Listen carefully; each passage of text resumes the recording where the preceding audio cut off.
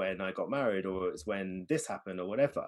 But it actually might not be that. It might be, do you know what? It's when I caught this really big fish.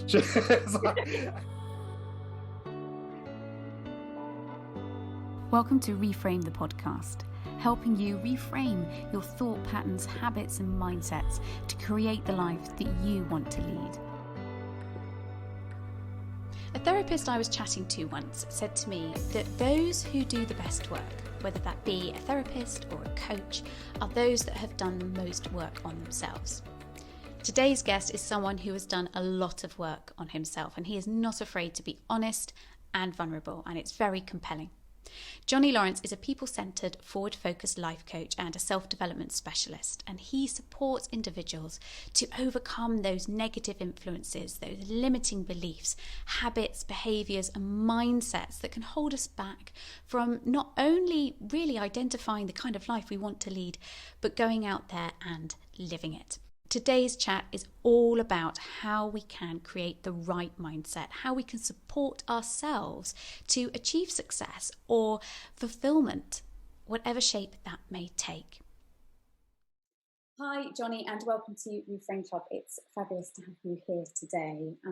And as always, probably the easiest place to start is to ask you to tell us a little bit more about who you are and what you do.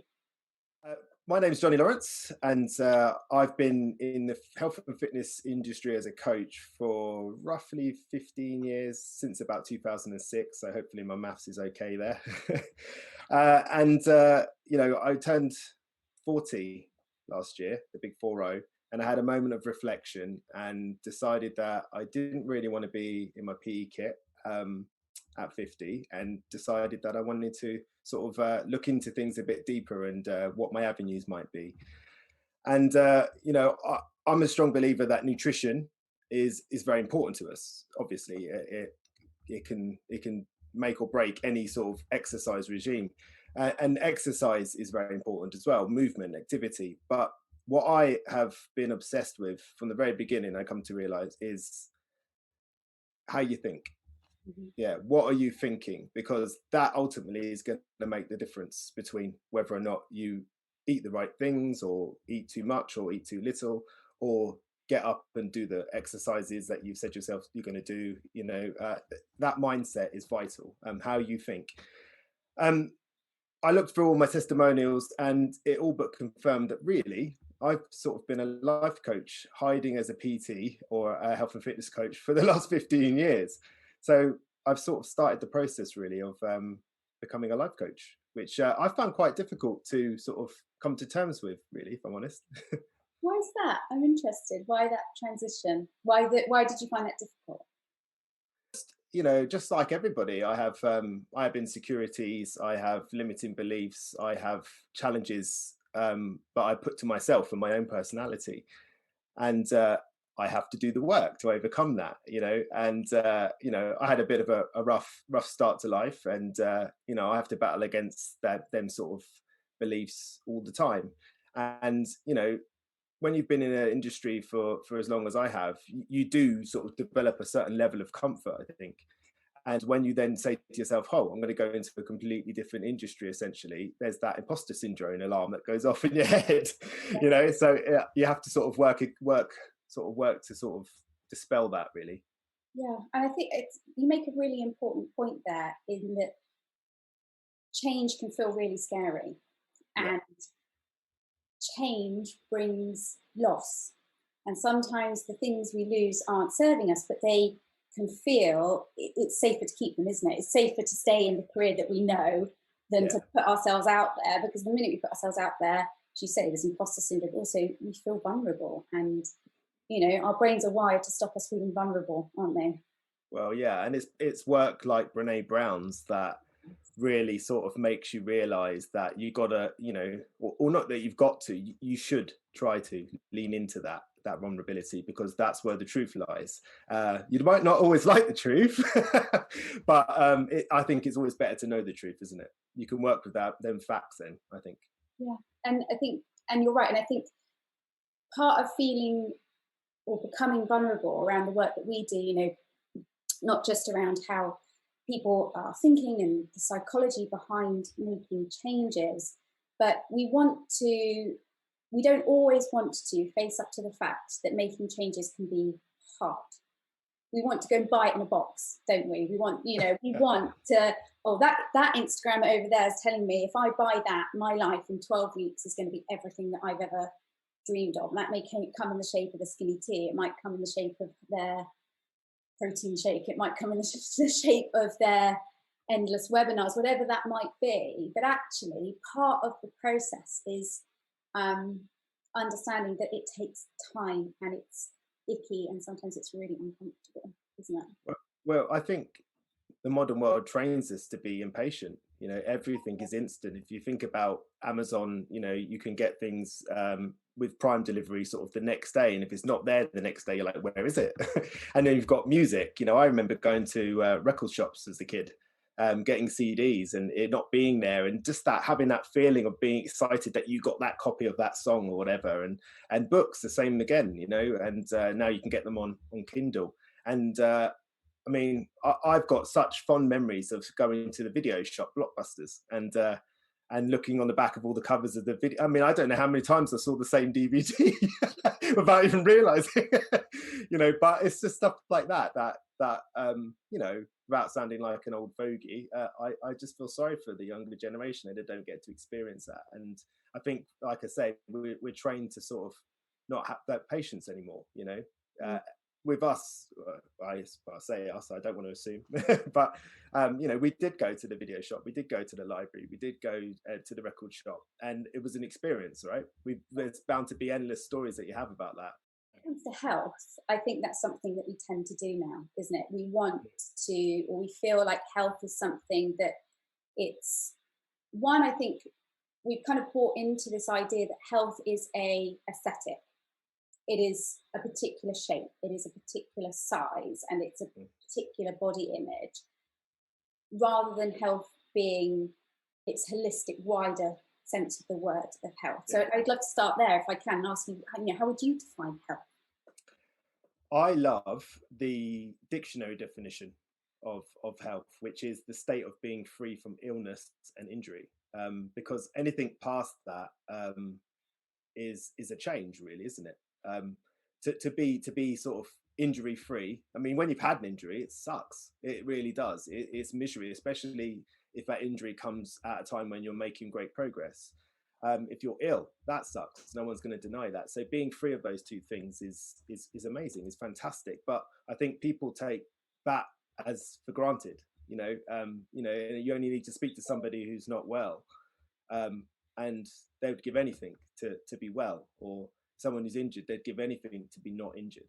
So I like that as a definition of health. If you have a desire to lose weight, or you have a desire to change your body composition in some way, I think that's an addition to health, if I'm honest. Do you think part of that, you said it, and you said, we kind of taken injury and or being free of illness and injury for granted.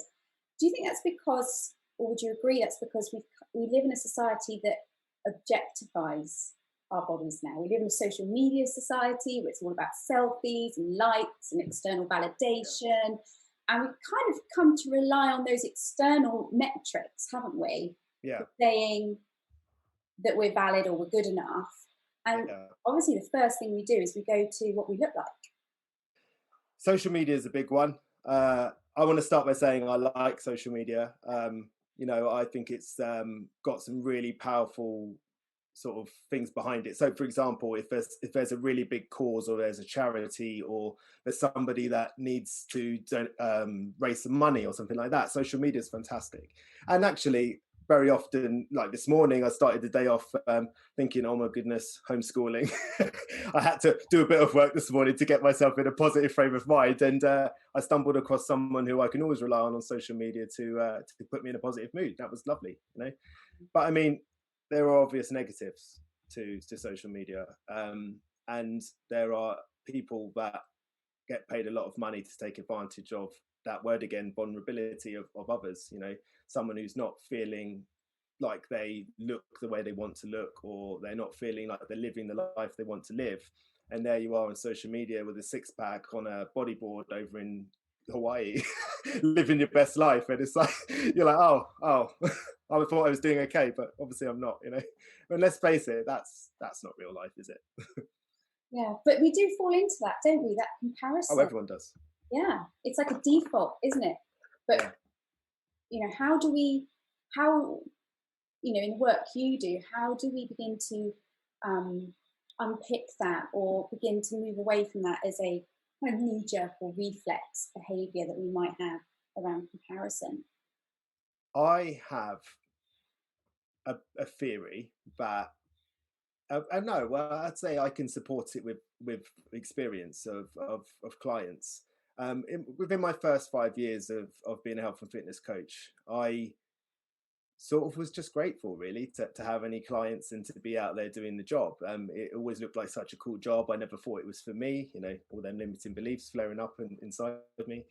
And when I became a health and fitness coach, I was really sort of pleased about it, and I would sit in the consultation and I would just be waiting for them to say yes, let's go, sort of thing. But after about 5 years, I started realizing that people have to be ready to make certain changes, and they also have to understand what the change means. And I'm a strong believer that someone has to love themselves enough to want to make that change. They want to make that change because they love themselves, not because they hate themselves. That's very important. To look in the mirror and say, I hate what I see, I'm going to make a change. I don't particularly think that's going to be a motivational tactic that's going to hold up when it gets tough. And it will get tough. It always gets tough. Go on holiday, of course you want to have as many drinks as you want. You want to take advantage of the all-inclusive. You're human. and to a degree that's okay. But what I've found is that, and after that 5 year gap, I started realizing that people need to identify, and sadly, not a lot of people know what these are, but basically, they need to discover their own values and beliefs. Mm. And once they discover their own values and beliefs, it's the guiding light of everything. So you can look on social media and you can see someone doing something and it might look cool, but I mean, have you ever looked at something and think, oh, wow, they're doing so much better than me.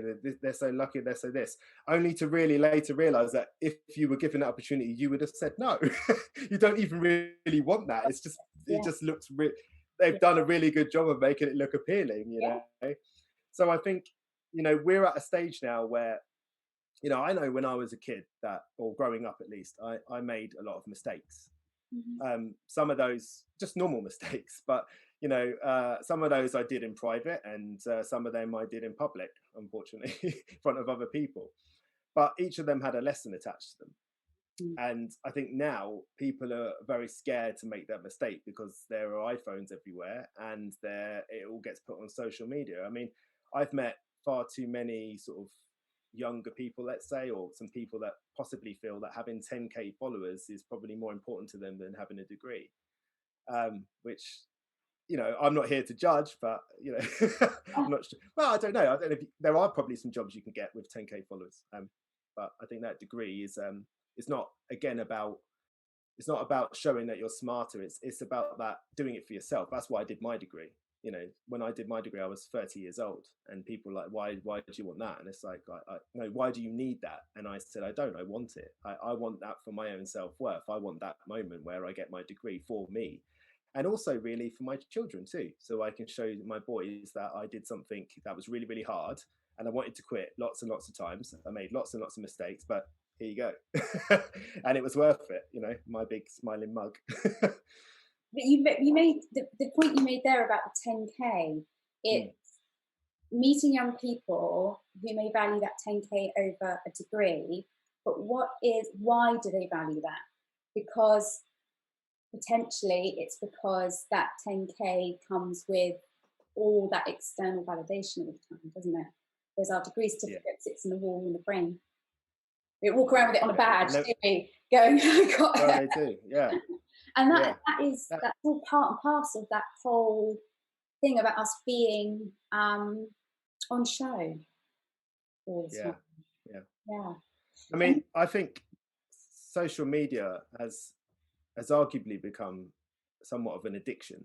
Have you ever heard of Gabby Mate? Gabba Mate? no. He wrote a book called In the Realm of, I've got it written here because I always forget the name of it, but in the Realm of Hungry Ghosts. And he's done a lot of work around addiction. It's a fantastic book. He starts off with case studies of people that have suffered from addiction. So it's a bit heavy in the beginning because there's some really sad stories attached to it. But what it shows is that addiction is more powerful than, once you're in that point, it's more powerful than anything else. It's more powerful than your friends, your family, your career, your finances. And you aren't actually, they've shown it's a brain illness that you don't have sort of decision making processes anymore. You know, you're always going to choose that addiction. And it was interesting to me, it was a little while back, I was traveling with a client to a competition, and we were having a discussion to sort of game plan of what we were going to do. And this whole car journey was ping, ping, ping, ping, all these different sounds going off and off and off and off. And I said to her, like, how much of that do you need to know? You know, like it was Sky News, it was BBC News, it was Twitter, it was Instagram, it was Facebook, it was Messenger, and so on and so on and so on. All these different messages coming off. And I was just, but the ironic part was she was sitting there telling me how anxious she was. And I was just like, well, I'm not surprised, you know, you've got all this stuff going off. But I mean, you know, you can sit there and watch a TV show, right? And I mean, I've done it to myself. I have to be really, especially if I posted that day, I have to be really disciplined with putting my phone somewhere else, because I will just keep picking it up every time there's an advert. And that's me who's conscious of it, you know, and wants to change it. Those micro moments. We're all human. Absolutely. And even though we do the work we do, we're still work in progress. I have to use an app. I use an app that locks my phone, that takes all my third-party apps away. But look at that. I mean, we're two people that are sort of, we read about this stuff intentionally, and it still catches us out. I mean, that documentary on Netflix, The Social Dilemma, that was like a horror film. I was terrified. Children, my husband and I sat there going, we are never, kids, bring us your phones. I thought we were going to have a big mass burning in the garden, just all technology on a big pile. But it is about balance, isn't it? It is about balance, and it's about filtering that how we digest, how we consume social media through what you said right at the beginning, is through our values and our beliefs. And in making sure that what we're consuming is helping us and serving us and good for us and aligned and all of those things. Would you agree? Yeah, I mean, the first thing I do in every single session is I want to establish a person's values and beliefs straight off the bat. And the way I describe it to them is, like, say I take you, Rose, and I say, okay, imagine Rose is a long road. Yeah, and off that long road of rows is all these different turnings, and each of them turnings represent a person in your life, someone that cares about you, someone that has your best interests at heart, and they want to give you advice. They want to tell you what they feel is best for you because they love you.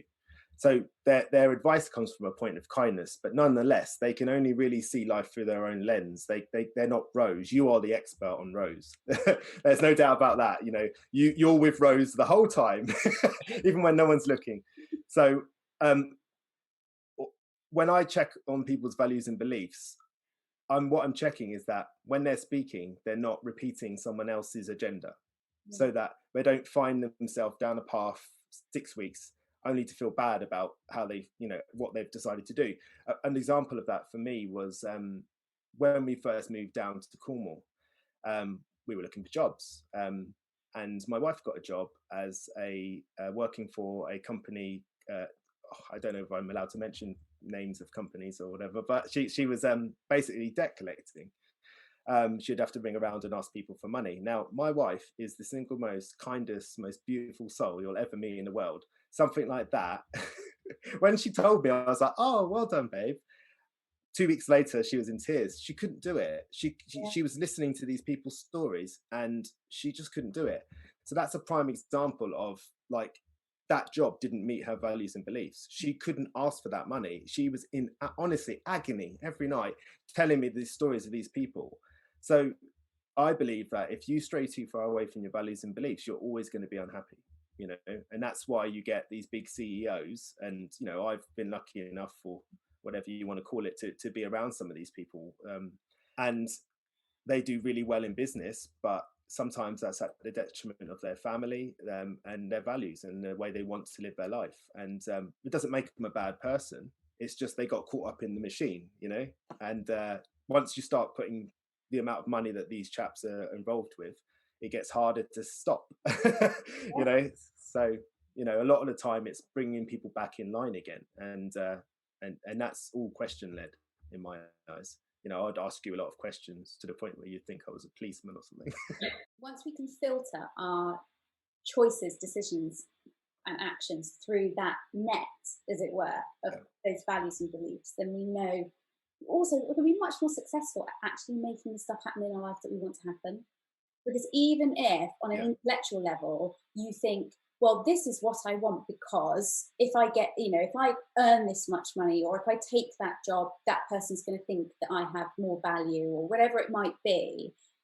In here, it's always going to be resisting, isn't it? Our Yeah. subconscious is Yeah. always going to be pushing back on some level. Yeah, and that doesn't feel good. And that's when things like overconsumption of drugs and alcohol come in, because as much as it's not a very healthy approach, it does work. It separates you from them horrible feelings, you know. It No, it numbs us, doesn't it? We does, yeah, we distract, unhelpful distraction, and we use our phones in the same way, don't we? We just absolutely, yeah. down social media feeds in the same way. Let's think about diet culture then, because obviously at Reframe Club we're in the world of trying to move away from diet culture and have people approach their well-being and their health from those internal motivators, those intrinsic motivators, and look at their health through a much wider lens. In your opinion, how do you think being able to do that, being able to look at yourself and your well-being from a more holistic point of view is linked to actually being authentic and happy and feeling secure and all of those things? Uh, well, I think it has to come from a place of being kind to yourself first and foremost, and sort of letting yourself off the hook in a way, because I think if you took the notion that you're at a disadvantage when it comes to diet culture and commercial, you know, the way that these big companies brand things. I mean, I know from recently changing businesses and looking into different marketing techniques, and you know, I've approached many marketing companies, and the question I got asked by quite a few was, what is a problem that people have that you can solve? So I was intrigued by that. I was just like, that's a random question. I'm trying to promote my coaching services, so I want to coach people, and they were very interested in this question because that's what drives everything, isn't it? You know, so what I'm getting at is that big companies, spend a lot of money hiring very, very intelligent people who have got tried and tested science to convince you that you have a problem that they can solve. Like that on its own, like how do you really stand a chance, you know? Yeah. You don't, do you walk into a supermarket and you know you know you're not slim enough, you're not tanned enough, you shouldn't have gray hair, your teeth are not white enough. It's just like, wow. You know, you feel instantly judged, you know. And then you stack on a social media influencer on top of that, who has, you know, been given all this money or whatever to sort of prove the point. Then it's a double whammy, you know. So I think you start from a point of that, you know, be kind to yourself. You know, if you've got grey hairs, so you know, if you're carrying 1 or 2 extra pounds, did you have a good time? Yeah. Yeah. Was it fun? Yeah. Did you enjoy Christmas? Did you enjoy your holiday? Whatever, you know. But it's about not judging yourself. It is about not judging yourself and realizing that you're not that person. You're you know, and that's okay.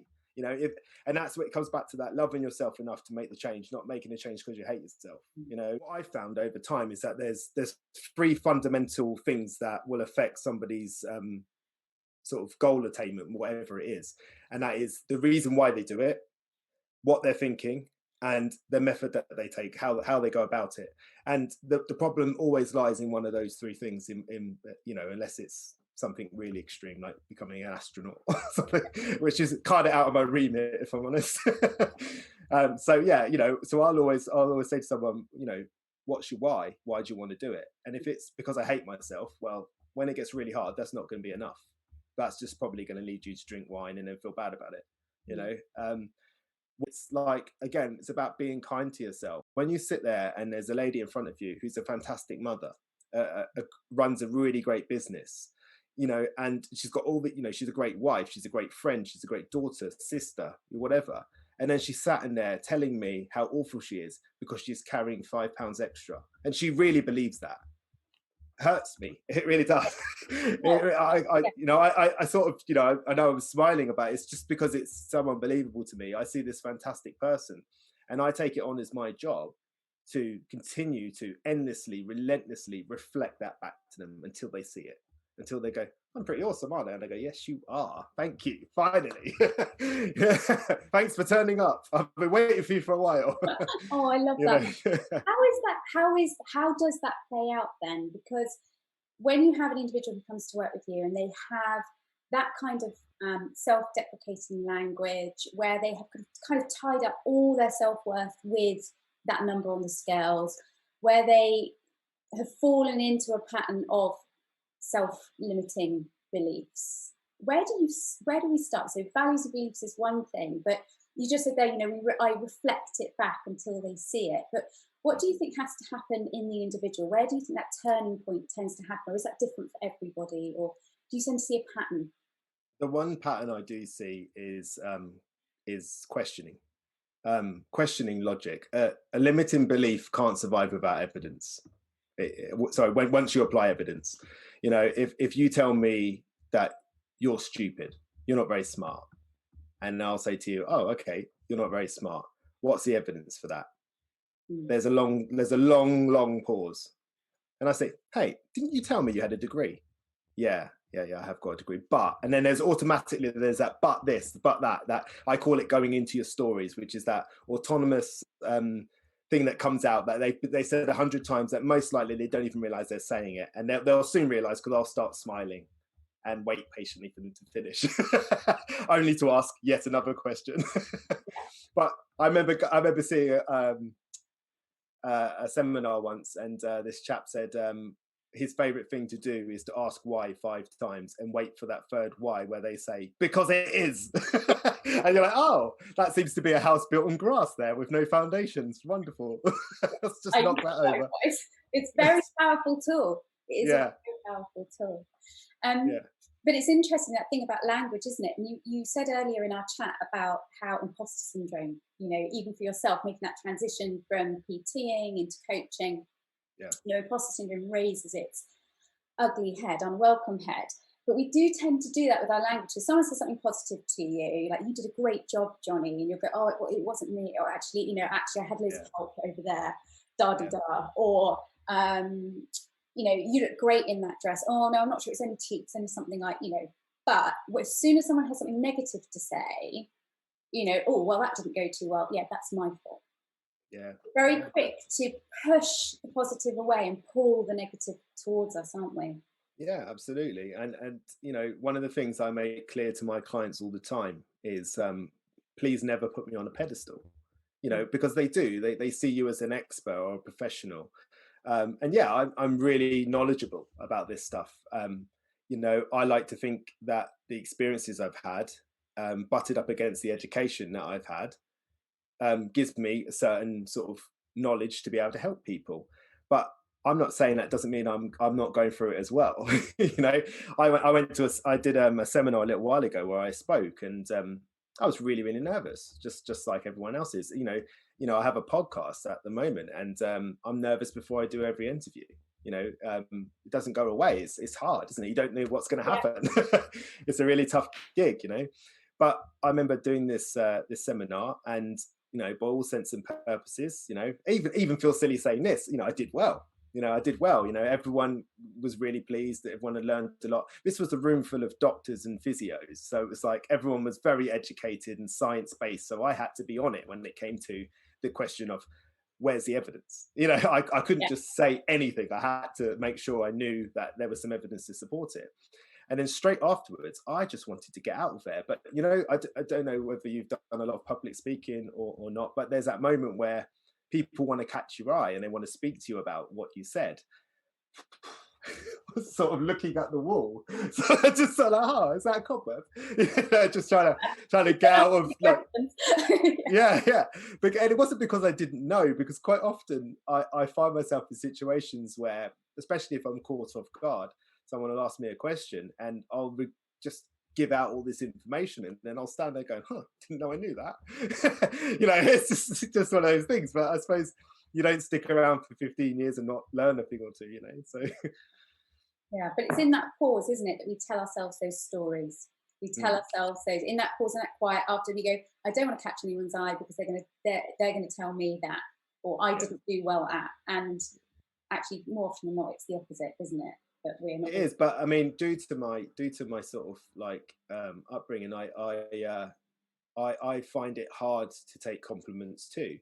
I find any, what I call stupidly, extremes of emotion, so whether it's a negative or a positive, I find them equally as difficult. You know, I have trouble with connections and stuff, and I have to work hard on that, but it's worth it. You know, I have this thing, you know, when I was younger, I was a victim of child abuse, and I had to witness a lot of domestic abuse towards, or domestic violence towards my mum and siblings. So that inevitably makes you quite a hypervigilant individual, and you learn a lot of mechanisms that make me good at my job now, give me that scary intuition that sometimes even worries me when I'm right. I'm like, oh, how did I know that? I don't know.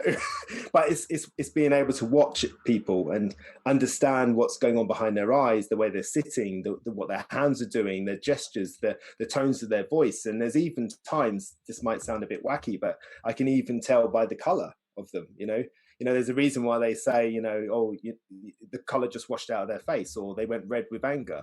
You know, your body is a vessel for sort of showing your emotions, isn't it, in a way? You know, it's like why people get hives and stuff when they get stressed, you know, in things like that. So I have a sort of unique way of understanding people. I've sort of lost my train of thought now. What was the question again? You made a really important point there, and I'm sorry you had to go through that, and it's you know, obviously something incredibly difficult, but that experience has led all the way to here now. Yeah. And what came out of that, and your abilities now have been shaped by those experiences. And I think that brings us also to the subject of trust when you're working with someone. So I think, you know, coaching in itself is a therapeutic relationship. There has to be a bedrock of trust. And as you say, body language, tone of voice, it works both ways, but it's also that instinctive feeling, this person is my fit, they know me, they understand, they're going to walk this with me. And that's a coach, isn't it? That's the difference between sympathy and empathy. And you know, and it's knowing when to ask them difficult questions and to challenge somebody, because that's what people that you love might not do, because that's not their role. You know, I know sometimes my wife will ask me a question and I don't want to give her the answer because it might hurt her feelings. You know, it doesn't mean I lie to her, it just means that I don't want to give the answer. You know, but you know, it's like in our house we have this funny little game that we play where you know, if you buy some chicken or some meat and you're not sure if it's sort of on the turn, Caroline's mum will eat things that are out of date anytime, really sort of not that fast. Whereas my mum, she works in sort of the food industry, so her sort of standards are probably too high. So we do this thing where if we want to eat it, we'll ring Caroline's mum. We'll ask her. And if we don't want to eat it, we'll ring my mum. You know, so that just shows you, doesn't it? You know, you sort of, you know what you want to hear. That is a brilliant analogy, because we do that. We do that. Who's going to give? And sometimes we'll go proactively to seek that negative answer because we want somebody to confirm that kind of backdrop story we've told ourselves. So if we say, I have no value, or people always leave me, we can kind of maneuver and make things happen so that that becomes the consequence, can't we? So it can work both ways. Yeah. And I mean, it's really hard, you know. Like, I love working with people, and you know, I don't, you know, for example, like personal training, which is a term that some coaches use. And you go to a lot of seminars or courses over time, and you learn about training, you learn about exercise, you learn about biomechanics, nutrition, all these different things, and there are certain structures to that never change, and there are certain aspects of it that come down to the individual. But I always have to point out to younger coaches, it's called personal training. There's a personal aspect to it, you know, and people neglect that. They don't want to learn, because you can go and you can learn the science of anything, but it's always going to come down to the application of the science, and that's going to come down to the variable of the person, isn't it? You know, there are some people that they want to feel a certain way when they train, and there are some people that if you did that same workout with, you would never see them again. You know, so it's about understanding that, and that takes a little while, you know. And that's the difference between, and I think because you know, let's be perfectly honest, we work in an unregulated industry. Coaching is, you know, we've not for certain, you know, memberships of particular bodies, but there's lots of people out there who'll just go, yeah, but they'll sell you a out the box program, and actually there's your red flag there, isn't there? There is no one size fits all approach to anything, to our mental well-being, to our emotional well-being, to nutrition, to personal training. As you say, it all has to come down to the person. Well, it ties back in again to the whole social media thing, doesn't it? Where, you know, you have somebody, and again, I really don't want to come across as the guy that's bashing anybody, because I'm not. You know, I think these people are probably very nice people, you know, but you know, when they're on there promising some young girl who's on the border of an eating disorder, and they're telling her that she can get abs in 6 weeks, that's dangerous and unethical. And you know, it's difficult, because I've had young girls that come to me and want training, and they've seen other people's results, but they don't realize what's gone into that.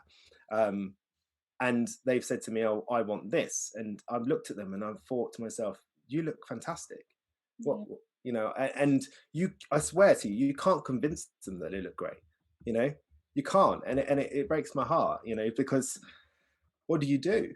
You know, you can only do, and that to me is the hardest part of coaching, is knowing when you've done all you can do, and you don't take that home with you. I've woke up in the night worrying about people, you know, and it's hard. It's really hard, because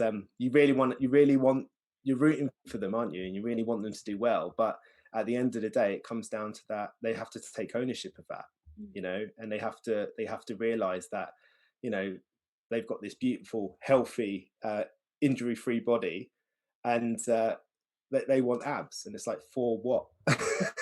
You know, I've met plenty of people who've got abs and they're really, really miserable, and I've met plenty of people that haven't got abs who are really, really happy. You know, so what does it mean? But there's a powerful question there. You actually just asked a really powerful coaching question.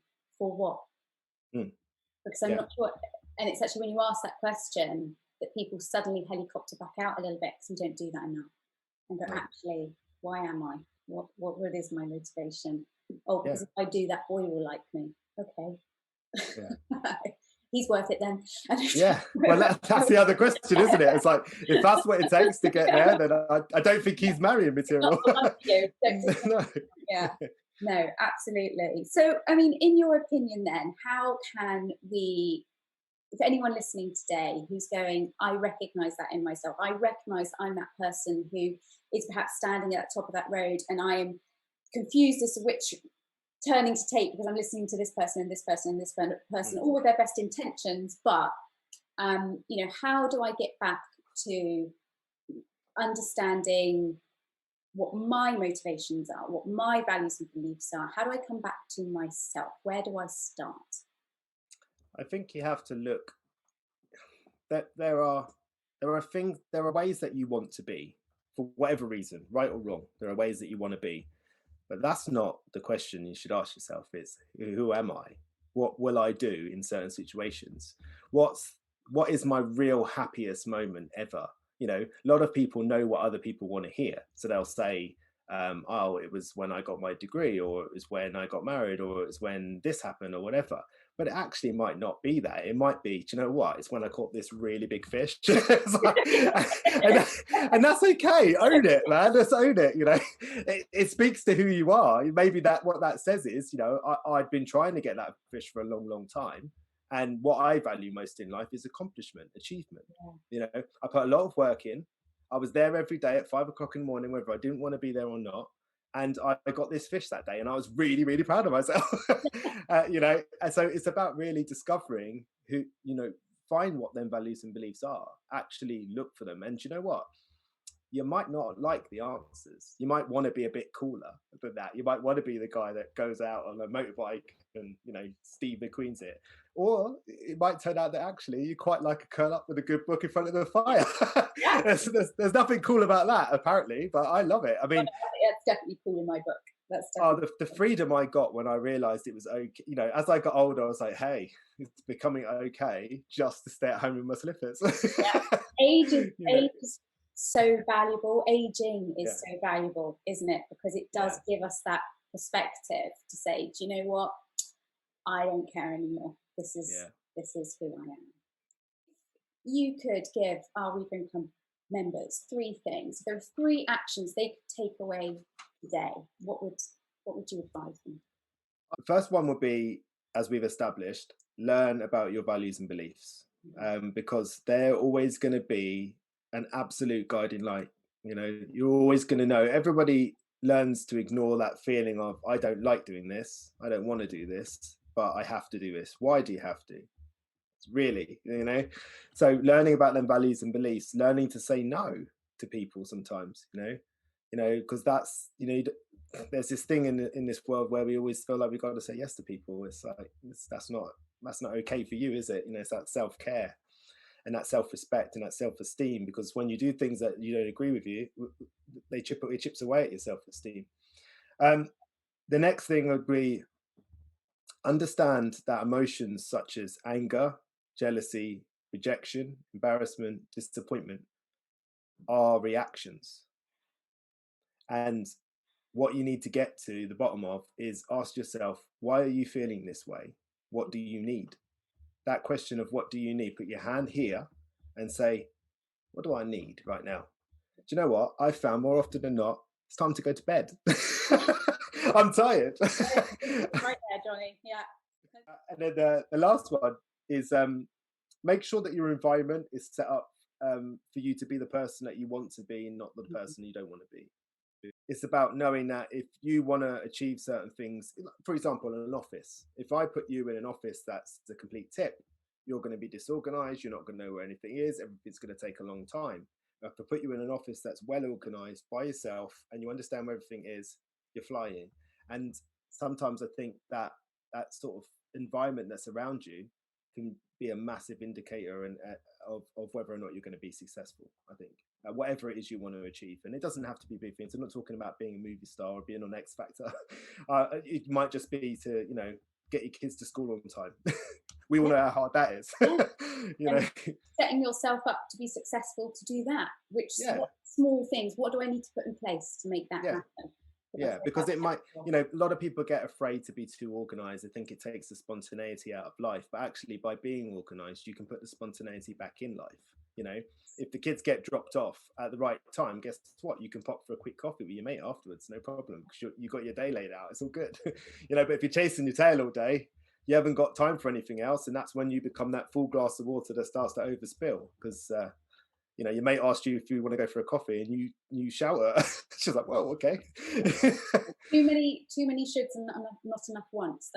That's where we can go get the balance wrong as well. And you made a really important point there about boundaries and being able to say no. Yeah, boundaries. And I think from a female perspective, a lot of the women I know in my life who are conditioned to meet the needs of other people, we're conditioned to nurture, we're conditioned to give. We can be really poor at asserting our boundaries, and we can very quickly, from a very early age, become people pleasers. And I tend to say to my own clients a lot, asserting your boundaries isn't being rude, it's communicating what you need. It comes back to that whole, like, looking at the emotions and understanding that they are a reaction, you know. They are a reaction. Anger, jealousy, rejection, embarrassment, disappointment, they are a reaction. And you shouldn't feel bad for having it. You should just work out that root cause, you know, of why do I feel that way? To finish, if you could stand on a mountain, or as James likes to say, have a billboard at the side of the M25, and it could say anything at all to everyone below or everyone driving past, what would you put up there? Well, this is another one that I wrote down. You are in charge of your own life. Decide what you want your life to be like and look like, and behave, take actions, and live your life that way. That's you know, it took me a really long time to realize that, you know, it's like what's the word, manifestations. Yeah. And you know, I don't know whether I'm all in. I watched The Secret on Netflix, and I said, my wife said, "Oh, I noticed you watched The Secret." I said, "Yeah." She went, "What was it like?" I said, "It was like the best, worst film I'd ever seen."